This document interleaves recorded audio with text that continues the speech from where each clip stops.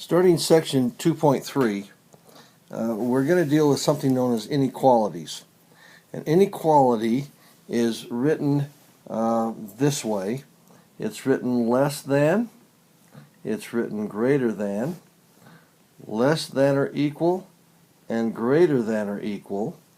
And so these are four signs or symbols that we're going to see, and we're going to learn how to graph these and see sometimes there's not just one solution, there's multiple solutions to an equation at this point. And so get familiar with these. I know that you already are.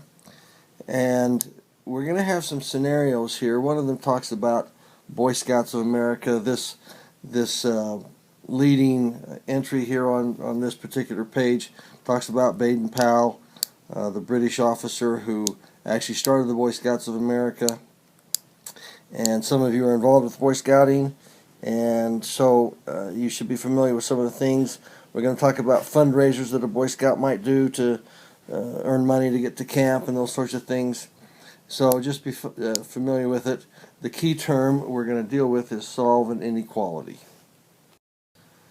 So here we are selling popcorn. A $25 credit has already been given to the boys, and each box sells for $3.75. We're going to place that information in this chart. I think you can see what is happening in every increment here of $5. This goes up $100, and so we want you to fill out this chart. And once you get to a certain level, you get a cyclone sprayer. Once you get through another level, sorry, 1,500, you choose your prize.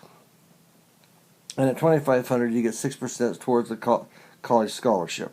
There aren't any bonus prizes in between, but we want you to fill out this table, and we're going to use this information in further problems.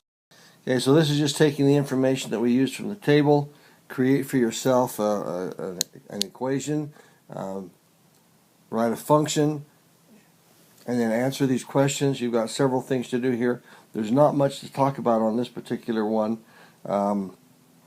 You'll just be able to answer the questions, identify the independent and dependent quantities, input, output, domain and range, same kinds of things. What's the rate of change and what does it represent? And what's the y-intercept? Where does it start and cross the y-axis? Here's a chart and the graph that shows the function that you've created, and it talks about two parts. Down here at the bottom, it talks about the box part, and it talks about this oval part, and how these two relate to the graph up above. And you still have your input and your output, the boxes, the number of boxes sold. Looks like we've got some sort of equation sitting right in here, and you should be able to get some information from that for the following problems that you're going to be dealing with. Problem number 3, kind of an important question. What's the difference between the open and the closed circles on the number line? Remember, the open circles does not include the number. The closed circles does include the number. And then again on this page, just some questions for you to answer in relationship to selling these boxes of popcorn. Right here is an example of how to solve an inequality. You do the inequality exactly like you would do any other equation. There will be one little change that we'll talk about later, but you can only add, subtract, multiply, and divide. It looks like what happens here is that they're going to undo this problem. We've talked about this before. Right here, you subtract 25 from both sides, and then here you divide by 3.75, and you get an answer to 286.66. You round it up to 287 because it's pretty hard to sell 0.66 of a box, and so that probably is the answer to number 1. And then write and solve an inequality for each of these, and you'll just answer 2A, B, C, etc. With writing an equation for an inequality. Okay, reversing the sign. When you're dealing with an inequality and you just undo the problem, if you multiply or divide both sides by a positive number, the sign stays the same. If the sign were less than, it remains less than.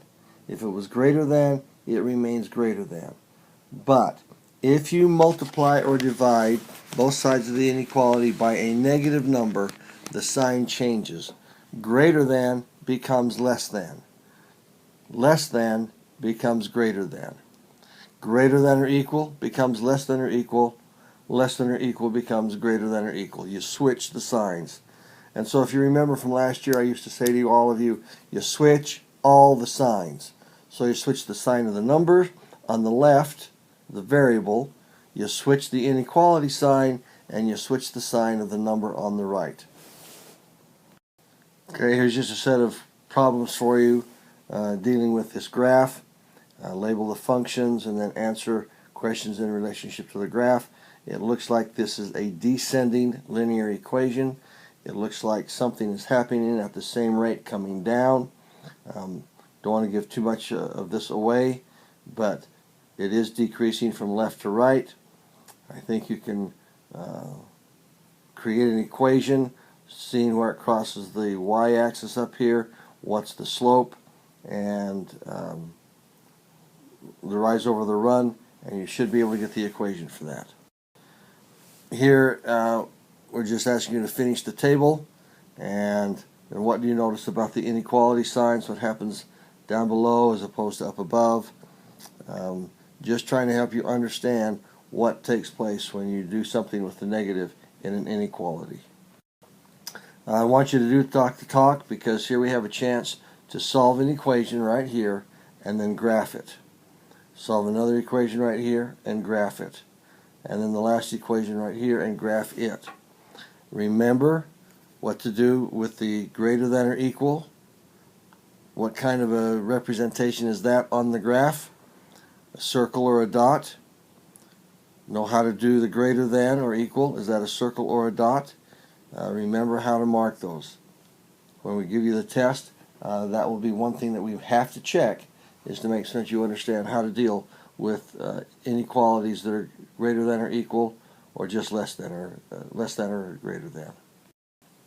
Okay, this page, Unit 2.4, the key terms, the compound inequality, how to solve a compound inequality, a conjunction and a disjunction. We will define those terms for you. Just to give you a heads up, what's going to happen is that these inequalities are going to have arrows going multiple different directions on a number line. And so sometimes they'll cross each other, sometimes they won't, sometimes they'll go in different directions. Some will have dots, some will have circles, and so you're going to have an exciting time dealing with this. The reason for these compound inequalities is talked about in this little discussion down here on this page, where it talks about the various forms that water can take. Water can take, as we know, just plain old water, but we can freeze it then becomes hard. We can boil it and it lets off steam. Or we don't have this too much, but a humid day in the Midwest. All of that is water and the way it can exist. So we're going to take a look at those various options on these inequality graphs. We're going to be saying what are the possibilities, and will they cross over or will they separate each other? Okay, so here's a situation where we've got shipping rates that are going to be charged depending upon how much you purchase. And so you can see this little table. If you spend a penny and up to and including $20, the shipping fee is $6.50. So if it's up to and including, that sounds like a greater than or equal or a less than or equal situation. I suggest both of them to you because I don't want to give away what it is. If it is including it, it has to be equal to it. And the same thing with the next ones. More than 20 and up to and including 50, you see the shipping fee is going to be $9, etc. in this chart. So now we've got problems 1, 2, 3, and 4 to answer in relationship to that chart. And a really good question for you to discuss, problem number 4, what are the shipping fees going to be if he spends exactly $100 on items? This page takes really no discussion. It's just using the chart that's on the previous page to answer these questions A, B, C, D, and E. And then we come to something known as a compound inequality. This right here. A compound inequality has two situations. It can be formed by a union of the word or the word and. And so you'll need to understand what the or means and the and means. And you're going to have two inequality signs in here. An example would be something like this. Negative 4 is less than x, which is less than 2. That would be a compound inequality. And you could graph that very easily on a number line. 1, 2, 3, 4. This is being 0. And 1, 2, 3, 4. So negative 4, circle on that, is less than x, which is less than 2. And a circle on that. A circle because it does not include negative 4 and it does not include 2. Now these should be fairly familiar to you. You should have had them last year. And one of the fun things that you can do is now color in between those two, because all the numbers between those two will work.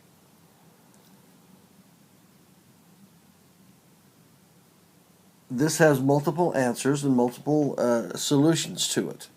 Now, a thing that I used last year is the representation of a boat. If you're sitting in the boat, the oars go outside the boat. So when you have an or situation, and I'm just going to say, here's the number and here's a number, the oars mean that the arrows go outside or opposite direction of the boat. The and means that they are inside the boat. So the oars go outside, the ands go inside. And I hope that's a really good visual picture for you to grasp when you're dealing with the oars and the ands. Oars are outside the boat, so they go away from one another. The ands, which is what this one is up here, goes inside, and so everything in between is an and. So this is an and this is an or. Okay, here's a perfect example of what I was talking about. Right here it tells us that x is greater than 2 and x is less than or equal to 7.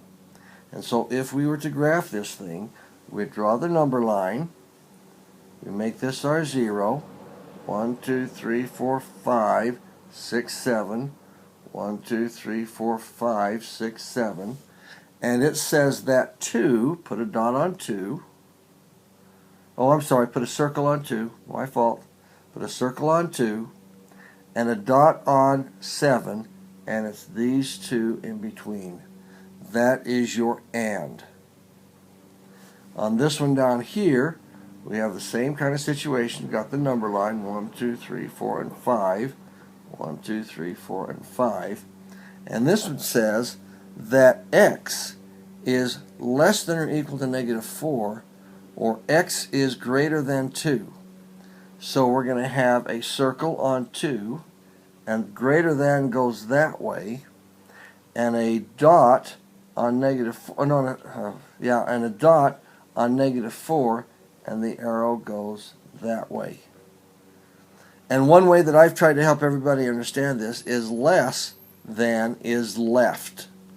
Less starts with the letter L, and left starts with the letter L. So if it's less than, we go left. So now what you're going to do is in 8, A, B, C, D, you're going to write the inequality from the previous question, question number 6. Now I hope this really gives you a good strong foundation. The circle and the dot and what is and is between, or is outside the boat. Hopefully you'll grasp that.